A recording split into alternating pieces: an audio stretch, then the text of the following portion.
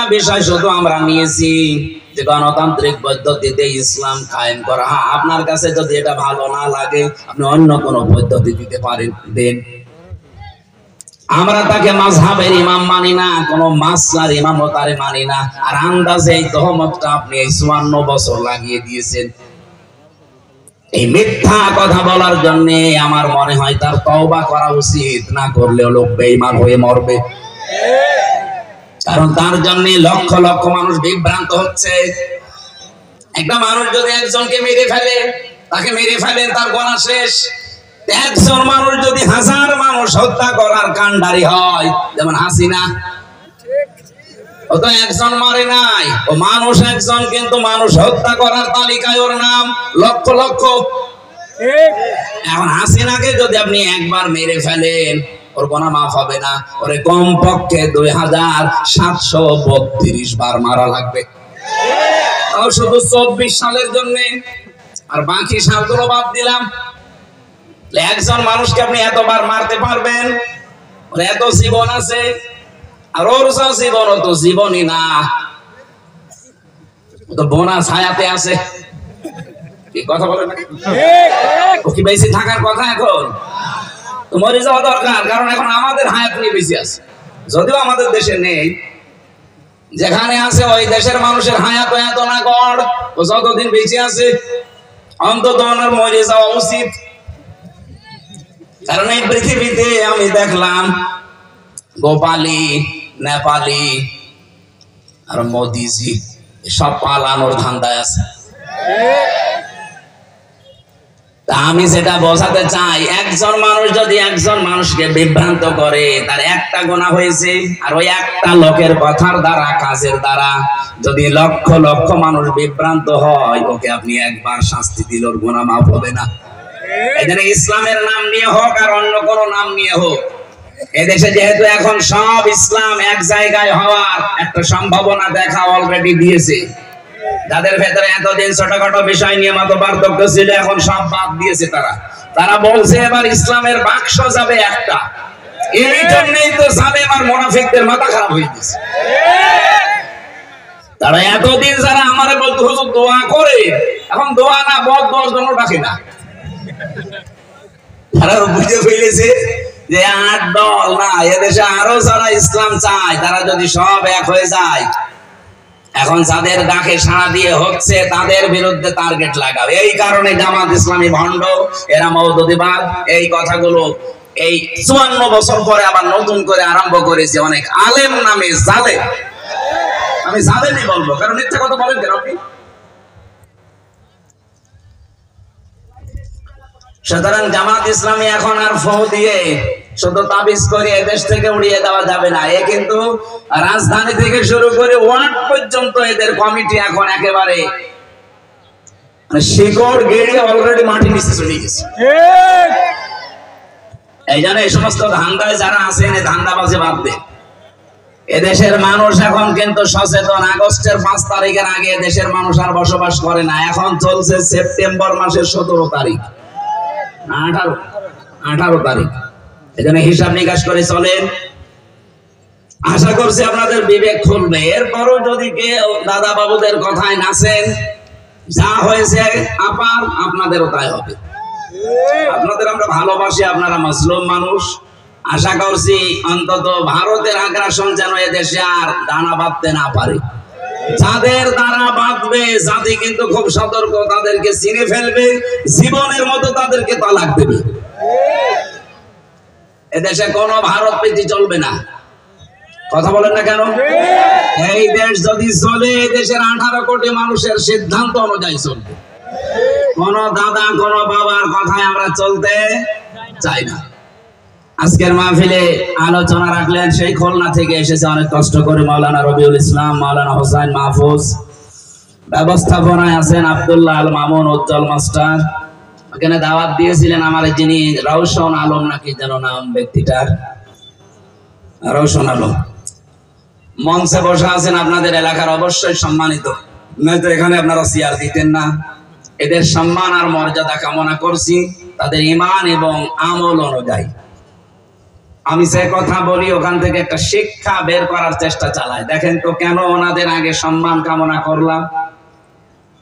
আল্লাহ রাব্বুল আলামিন জানিয়েছেন ইয়ারফাউল্লাহুল্লাযীনা আমানু মিনকুম ওয়াল্লাযীনা উতুল ইলমা দারাজাত। তোমাদের ভেতরে যারা ঈমান আনে আর ঈমানের দাবি অনুযায়ী যে মানুষগুলো ইলম অর্জন করে আমল করে, এই দুইটা গুণ যাদের ভেতরে আমি দেখতে পাই। ইয়ারফা এটা মুজারে, বর্তমান ভবিষ্যৎ প্রেজেন্ট ফিউচার। আল্লাহ পাক দারাজাতুন না দিয়ে দারাজাত বহু বচন দিয়ে জানাতে চেয়েছেন। এই দুটো গুণে গুণান্বিত যারা অর্জন হবে, দিন যত যাবে তাদের মর্যাদা তত বাড়তেই থাকবে। আল্লাহ শুধু বাড়িয়ে দেবে তা না, বাড়াতেই থাকবে। এখানে আশা করছি যারা এখানে স্টেজে চেয়ার পেয়েছেন, ঈমান অবশ্যই আপনাদের আছে। ঈমান এবং আমল করা লাগবে আপনাদের জ্ঞান যোগ্যতা ইলম অনুযায়ী। কারণ বহু মানুষ তাদের জ্ঞান অনুযায়ী যোগ্যতা অনুযায়ী কাজ করে না, এই জন্য তাদের মর্যাদা সম্মান দুনিয়াতে আল্লাহ আরো নষ্ট করে দেয়। কথা বোঝেন আমার? আমি নাম নিলাম না। বহু মানুষের জ্ঞান আছে, যোগ্যতা আছে, কিন্তু সে অনুযায়ী সে চলে নাই। এখানে আল্লাহ পাক তাকে তার উপরে তুলতে তুলতে এত নিচে নামিয়ে দিয়েছে যে সেখান থেকে আর উঠে আসা সম্ভব না। আপনাদের এই আসনের যিনি মন্ত্রী ছিল কোথায় উঠেছিল? আল্লাহ এত নিচে নামিয়ে আছে। আমি সেদিন কোন দেশে যেন গিয়েছিলাম, সিঙ্গাপুর নাকি মালয়েশিয়া যেন, সেখানে যে দেখি নিচে বসলাম হোটেলে, দেখি চা খাচ্ছে। সালাম দিলাম, আসসালামু আলাইকুম। ওয়ালাইকুম আসসালাম বলবে তো না, বলছো হুজুর আমরা আগেই পালিয়েছি। আর সালামের জবাব না দিয়ে বলে ওয়ালাইকুম আসসালাম বলবে না, আমরা আগেই পালিয়েছি। আপনি পালালেন কেন? এটা কোন জেলা? রাজশাহী। পাশে নাটোর, ওখানে আর এক মন্ত্রী ছিল, খালি পলক মারে। কি অবস্থা এখন দেখেন। সেদিন আমি আদালতে হাজিরা দিতে গিয়েছিলাম আমার মামলার, যে দেখে আল্লাহর ওলি কাঁদতেছে। অথচ কি গেট আপ ছিল দেখেছেন? এক এক সময় এক এক সাজে থাকতো। এখন আপনজন বলতে তার কাছে আর কেউ নেই। তার যে পরিচয় দেবে সে পরিচয় দিলেও ভয় পায়। আপনজন যারা স্ত্রী পুত্র শব্দ বাইরের দেশে চলে গেছে, তার কাছে এখন এক প্যাকেট বিরিয়ানি নিয়ে খাবার নিয়ে কেউ যাবে সেই রকম মানুষও নেই। অথচ কি না পড়ছিল তার। এই জন্য আমার মনে হয় পলক সাহেবের কাছে শিক্ষা নেওয়া দরকার। মাত্র 1 বছর 1 মাসে তার চেহারা যা হয়েছে, আপনি এখন দেখলেও চিনতে পারবেন না পলক না পলকের দাদা। কি অবস্থা হয়েছে। আমিও 3 বছর ছিলাম, কিন্তু আমার চেহারাটা পাল্টায়নি। যদিও এরকম 100 গুণ কষ্ট আমারে দিয়েছে। আমার মাথার চুল থেকে পায়ের তালু পর্যন্ত 1 ইঞ্চি জায়গা বাকি নেই যেখানে জালেমরা টর্চার করে নাই। আমার উল্টো করে 11 ঘন্টা টাঙিয়ে রেখেছিল। এত পিটানো পিটিয়েছে, প্রায় 4-5 জন মিলে চোখ বেঁধে। আমার পেছনে শুধু ম্যাডাম ছাড়া কাউকে দেখানো যায় না। এটা চেয়ার দিয়েছেন তো ভালো, যদি কাঠের চেয়ার দিয়েছেন বসতে পারতাম না। এত কিছু করার পর অন্তত এখন টিকে আছি। আরো মাত্র 1 বছরে মনে হচ্ছে কব্বরে অর্ধেক চলে গেছে, তাও তো কিছু এখনো টের পাননি। জালেম যারা এখনো পর্যন্ত যে মানুষগুলোর বৃদ্ধি কমে না, তারা যেন মাঝে মাঝে পলকের দিকে একটু তাকায়। তাকানো লাগবে না, শুধু ছবির দিকে তাকাবেন আর পলক মারবেন। এই জন্য জ্ঞান ছিল তার, ঈমানও ছিল কম বেশি, কিন্তু জ্ঞান অনুযায়ী কাজ না করার কারণে আল্লাহ তুলেছিল উপরে। এখন এত নিচে নামিয়েছে, সেখান থেকে উঠে আসা সম্ভব না। যা স্বপ্ন দেখতে পারেন, কিন্তু বাস্তবে রূপ নেওয়া অত সহজ না। এই জন্য যারা বসে আছেন আশা করছি ঈমান আছে এবং জ্ঞানও আছে। এই জ্ঞান অনুযায়ী দুনিয়াতে কাজ করার তৌফিক আল্লাহ তাদের দান করেন, বলেন আমিন।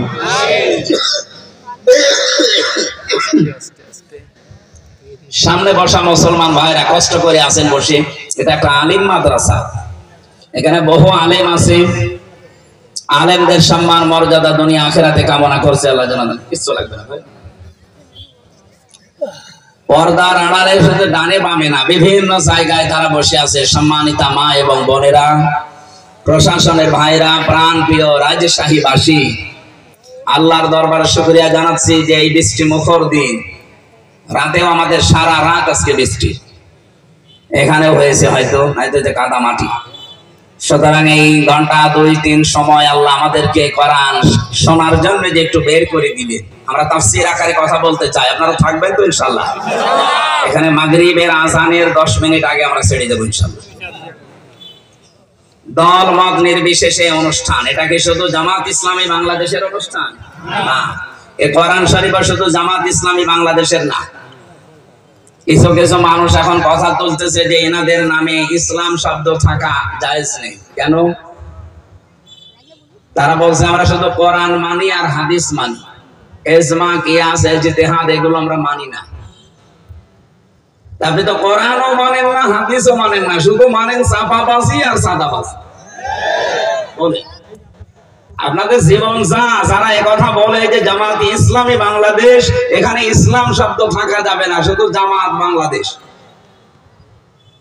আপনারা দলিল দিচ্ছেন যে আমরা কোরআন আর হাদিস মানি, বাকি কিছু মানি না। ওনারা যা করে কোরআন হাদিসে পড়ে না, আপনি যা করেন ওটা কোরআন হাদিসে পড়ে। আপনার সাবাবাজি আর সাদাবাজি কোরআনের কোন জায়গায় আছে আপনি দেখান তো। সেদিন একটা হাদিস পড়ছিলাম জেলা ইউনিটের বৈঠকে, বিশ্বনবী জানিয়েছেন আনাবি সাররিন রাদিয়াল্লাহু তাআলা আনহু قال قال النبي صلى الله عليه وسلم من ادعى ما ليس له فليس منا وليتبوأ مقعده من النار। মুসলিম শরীফের হাদিস, একটু খেয়াল করে শুনবেন।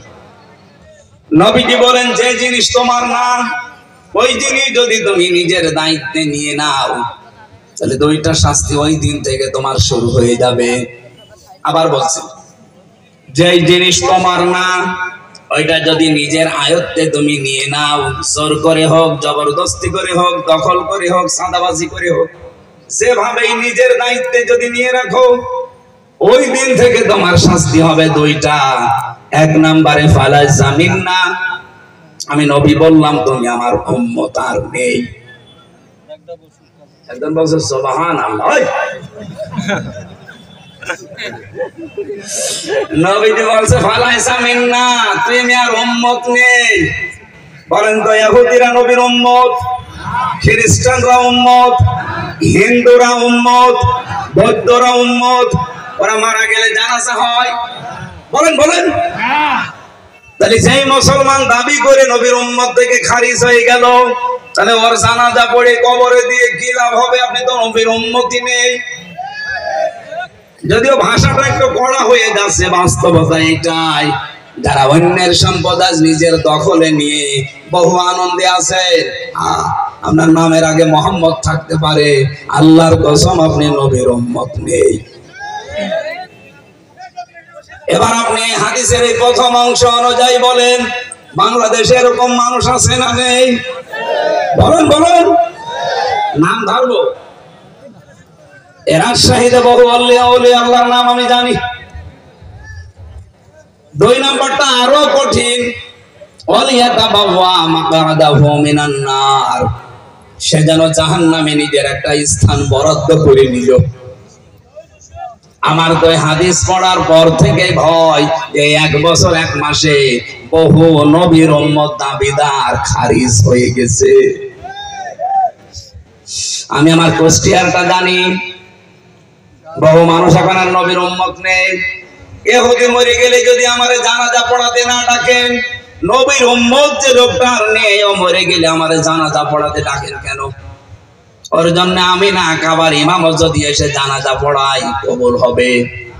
বলেন বলেন, কি বলবে সেই ইমাম সাহেব এসে? বিসমিল্লাহি ওয়া আলা মিল্লাতি রাসূলিল্লাহ, আল্লাহর নামে রাসূলের দলে তুলে দিয়ে গেলাম, অত আল্লাহর নামেও নেই, রাসূলের দলেও নেই। আশা করছি আপনার বিবেকে ধাক্কা লাগবে। এরপরেও যদি কারো বিবেক না খোলে, আমার মনে হয় তার বিবেকের উপরে কুকুরে প্রসাব করেছে। দেখেন স্যার, ঠিক।